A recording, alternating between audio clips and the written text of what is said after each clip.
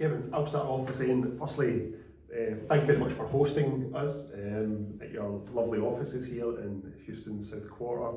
And I, again, appreciate your time and to chat to us today just about our partnership with the School of Automation and the HSE. I think we've been working together now for a good year or so. A little more, yeah. Since we started chatting about the school, what we're doing, and obviously engaging with yourself.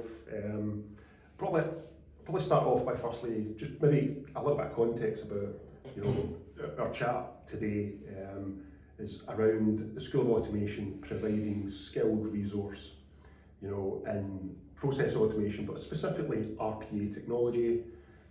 So as a school, we are bringing through students, learners, we're taking them through a curriculum, we're preparing them to use the software and then transition to a work experience phase, which lasts 12 months on a traineeship. And we do this in partnership with Limerick and Clare Education Training Board.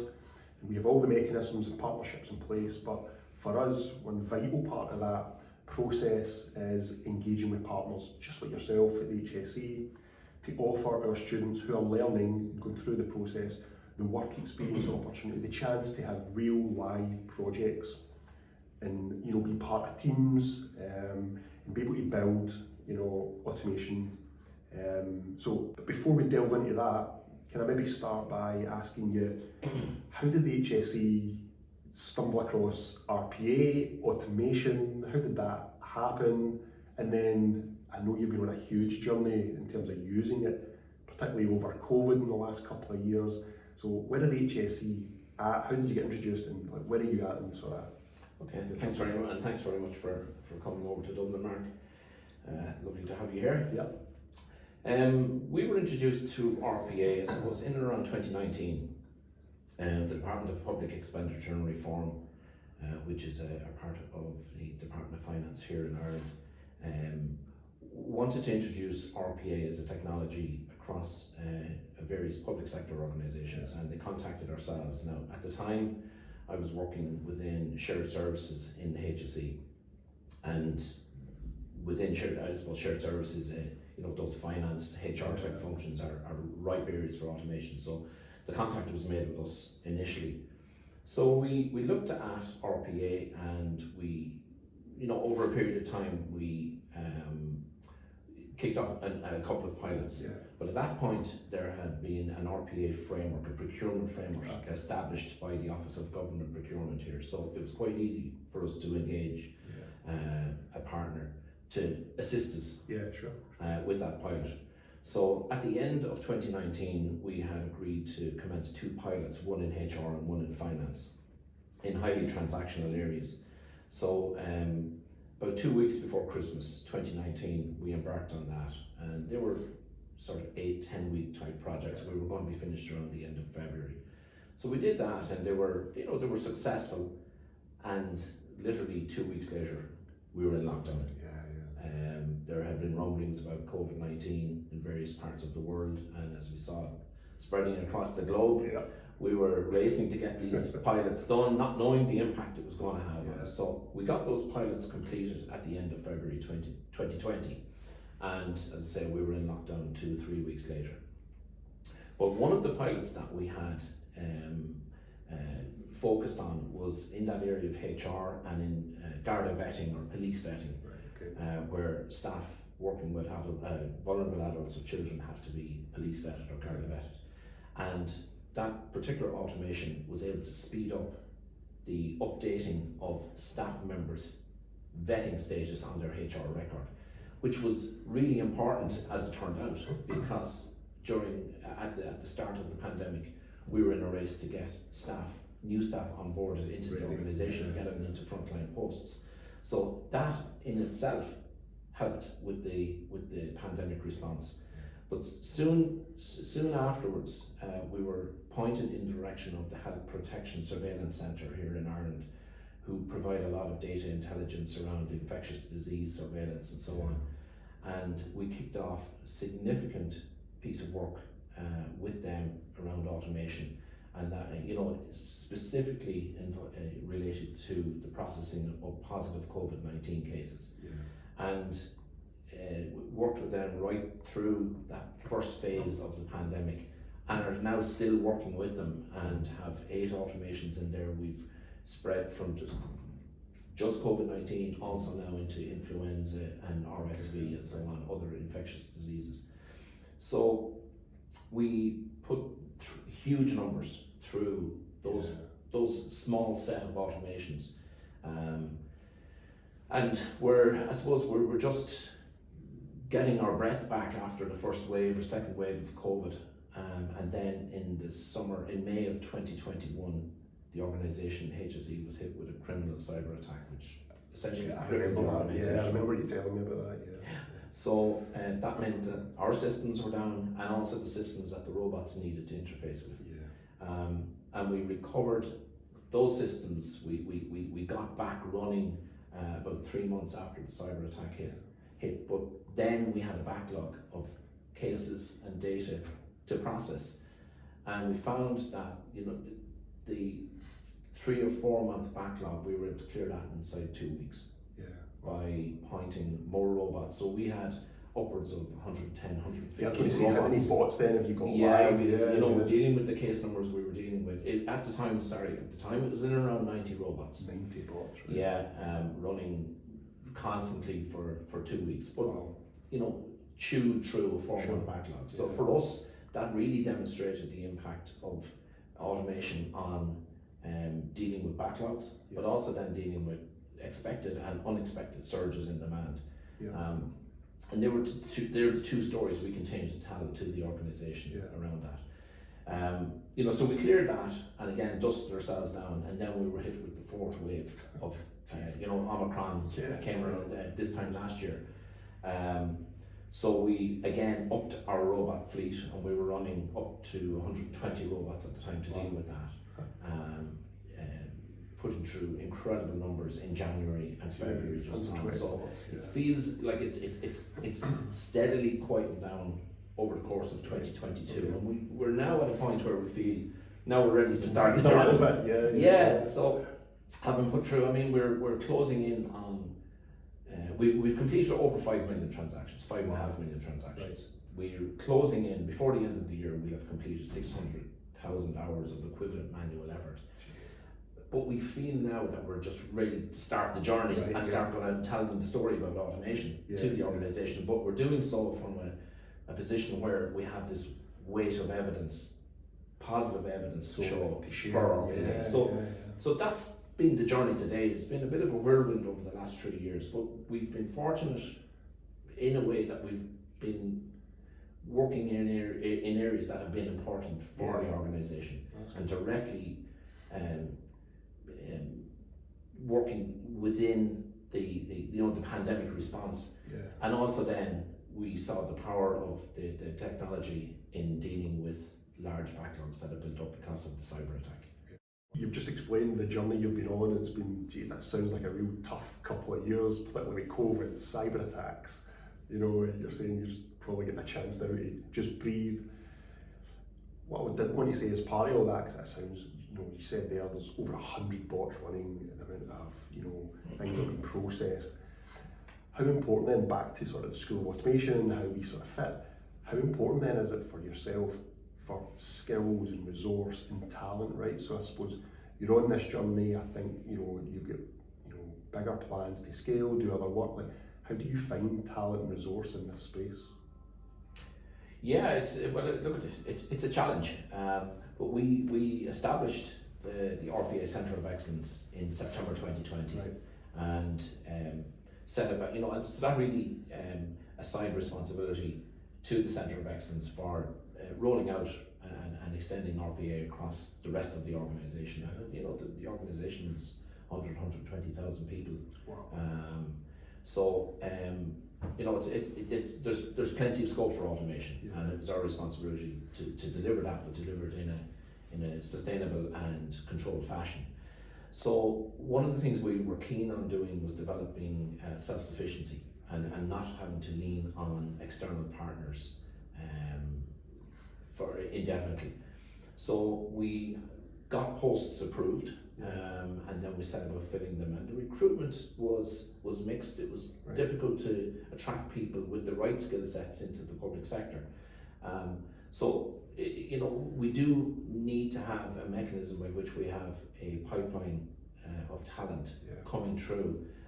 And it was the same department, the Department of Expenditure and Reform, who notified us of the service that you were providing in Scotland and the work we had just commenced with the ETBs. So that's where we came into contact with yourselves around those developers. I remember that. Yeah, and it was great, and it was really good. So there's lots of partners involved, right? So even though ourselves, we're speaking today about our partnership, but behind the scenes there's John O'Donoghue at the Department of Public Expenditure and Reform. There's Limerick and Clare. So there's lots of people to make this happen. And I suppose at the school, you're saying resource and talent. We're biased. We think the model is right. It works. And obviously then we met, over a year ago now, and we started introducing developers. What was it at that point when we had our first conversations that you thought, right, you understood the model, you said, right, okay, I like this part or that part? What was there something specific you said, right, I like this part, or we can do this or we can do that, and this is how we're going to use it? Yeah, I mean, and we're now part of, I mentioned earlier on, we were part of shared services. We're now, the RPA Centre of Excellence is now part of eHealth and Disruptive Technologies, which is the ICT function of the HSE. And other parts of eHealth would already use traineeships and apprenticeships. So this model is something that eHealth was quite comfortable with. Why we liked the School of Automation's proposition was that these trainees were coming in with RPA skills. So they were ready-made, and it was UiPath, which was the software we're using. So it was a no-brainer for us to at least try this. Very little risk to ourselves. So we brought in Gillian initially, and then Danny afterwards.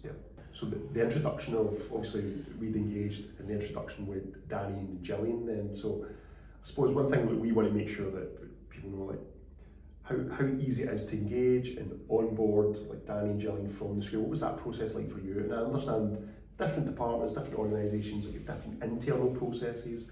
How easy was that for you, or was there any barriers? It was relatively painless. All we needed to do was get the School of Automation set up as a new vendor on our SAP system, and that's essentially it. There were no barriers put up to bringing trainees in, because, as I said, other parts of eHealth had already done this through different apprenticeship schemes here in Ireland. So that was straightforward. Good. I suppose one of the things for us, we know Danny and Gillian came in, and then Danny, a number of months later, as you started, there was a need for another person to add to the team. And one of the things that our team always sit behind, because we build this curriculum, we put this training in place, and one thing that's really important to us is when we go and work with a client partner, are they adding value, right? And it's not just because this is a nice thing to do, right? Not at all, right? We want to solve a business problem and a business need, okay? We do have social goods, social values, and how we're doing it, that is good, but we need to make sure that we are adding value. Have you seen that value from the developers as they've come in? No, we have, and as recently as last week on our weekly meeting, it was said that a number of the projects that both Gillian and Danny are now working on have accelerated. Now, they're not working solo on projects. We have them buddied up with more senior developers. But the fact that we have two developers working on a project instead of one, already we're seeing those projects speeding up and the development time being sped up because of the fact that they're involved. So for me, they're hitting the ground running, and we haven't massive expectations. We know they're on a learning journey and so on, and we have them working alongside the senior developer to accommodate that and mentor them. But we're seeing positive results already from this, and it's good to see that, because every client has got their own journey, their own team, their own expertise, maturity of where they're at. And I suppose for us to know that we can send our developers to like yourself, and we know that they're going to be mentored, right? And we know, I think we spoke loads about expectations about how we're going to do this, how is it going to work, so that our expectations were totally aligned, so that you knew what you were getting, what they were trained in, what level they were at, what they can do and what they can't do, and where we were going to try and take them. And I think that's, for me, has really helped in, you know, managing how this works and getting them to the point they are today. Yeah, and I like that. You know, and I would have spoken to Julie. We had weekly meetings, fortnightly meetings maybe, but I always got the sense that the School of Automation was really keen in the outcome for the trainee. And yeah, we took on Gillian initially, and you know, we would have loved to have taken on a second or a third, but we just wanted to make sure that we had the work for them to do, and be then a mentor for them to work alongside and not leave them exposed, I suppose. And it was only when the time was right we were able to bring in Danny, because we had that second engineer for them to work alongside. But yeah, it's been working out really well, hopefully for them as well as ourselves, but it's working out well for us. We speak to them, and you know, we get the feedback. I suppose when they're on work placement with yourself, we keep engaged with them behind the scenes, I suppose, and that's partly our role at school. Even when they're with you in work experience, behind the scenes we have, you know, a project manager and Julie, our trainer, and then we also have technical expertise and help if they ever stumbled across anything they can't do. So there's lots of help there, you know, to make this work as we move forward. So and you touched on there, the outcome at the end is important. It really is, and that's what we're aiming to do. That's our objective in this whole process. What we do is, how can we get them the skills, the training, the experience, so that at the end of the journey, because they're with us for 12 months, they then go off and have careers in this space. That's our objective. And the fact that, you know, you worked with Danny and Gillian, and you could then brilliant offer them jobs. And you know, I came into your office today and I could see them working away next door, and just for us to walk in and say, God, we seen them away back when they just applied, you know, and knowing the two of them. And what we'd like to, and we were delighted to be able to give them permanent posts, and I think that's the paperwork has just gone through on that, so they're now officially HSE staff members. But what we'd be keen to do is make them aware of the organisation now that they're working for, and the context of the work they're doing, and the impact it has on you know, patients, service users, and so on. So it's a little bit different, and we should all feel that, and that, you know, we are all IT staff, or we're technical staff, we work within technology, but we should never lose sight of who we're working for and what the work is about. Yeah, I think that's important, isn't it? It's about, even though we're bringing developers through, and it's trying to get them not to the tunnel vision, they're just building bots, right? It's almost like, step back, what are you building? Why is that important? What's it going to solve? How's that going to help, right? And God, the HSE is a perfect example to see that, isn't it? Well, that's it, and I mentioned earlier on about the challenge in bringing these types of skilled resources into the HSE, but that's the one thing we're able to carry away, as you know, when we go home in the evening, that the work we're doing actually makes a difference, and it has done over the last 3 years, and anybody working on any of those projects can, you know, they can bear witness to that, you know, the decisions that were made around the pandemic response, we had a small part to play in that, but at least it was a part, you know, and it was work that made a difference. Absolutely.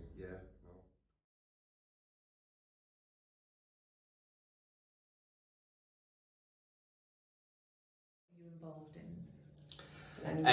So at the moment I'm currently working on the GVLO process, which is pretty much, so every HSE employee has to go through a guard event and just a background check and stuff like that. So at times it can be quite a long process, a lot of paperwork, a lot of forms involved. Now there's multi-stages to this process, as there's 2 projects before, I believe, that have been involved in this, and now I'm onto the part where the email of the kind of confirming that the person's guard event has gone through, and it goes to the line manager.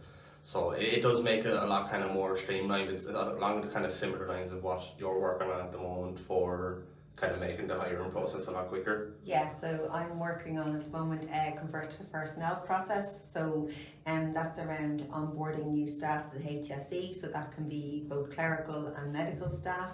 So that's a kind of quite a long process, and a lot of forms are involved in that process. So the automated that process is going to allow the hiring of new staff and people being put into positions that are critical much quicker.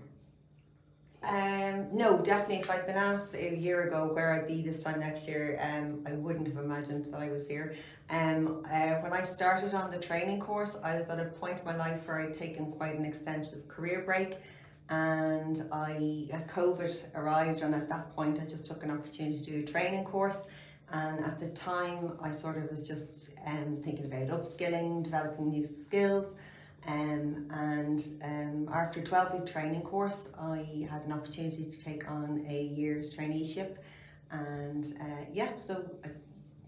that led to a placement in the HSE, and I was 6 months at the HSE, and out of that then I was offered a permanent contract.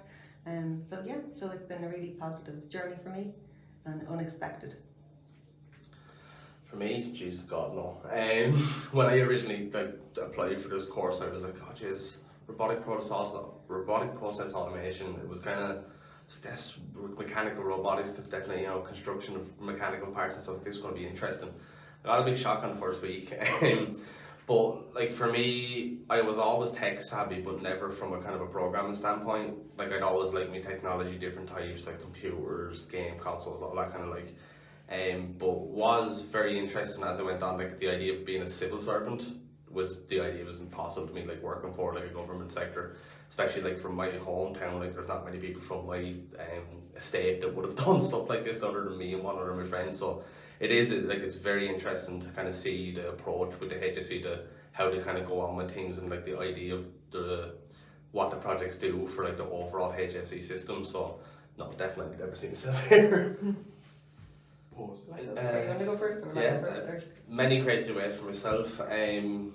Obviously now like being employed by the HSE, like I have a stable wage and obviously a stable job. Like so for me and my partner now, we've actually finally organised our wedding, thank God, after COVID. So like the ability of this job would be able to fund that, like and pay for like little extra things that we never thought we were going to have. And then even for my little one, like she's 2, so this would be kind of our first big Christmas, and the ability to go say, oh that's a cool time, I get that, and like just whatever she wants I can kind of treat her to that, well within restrictions.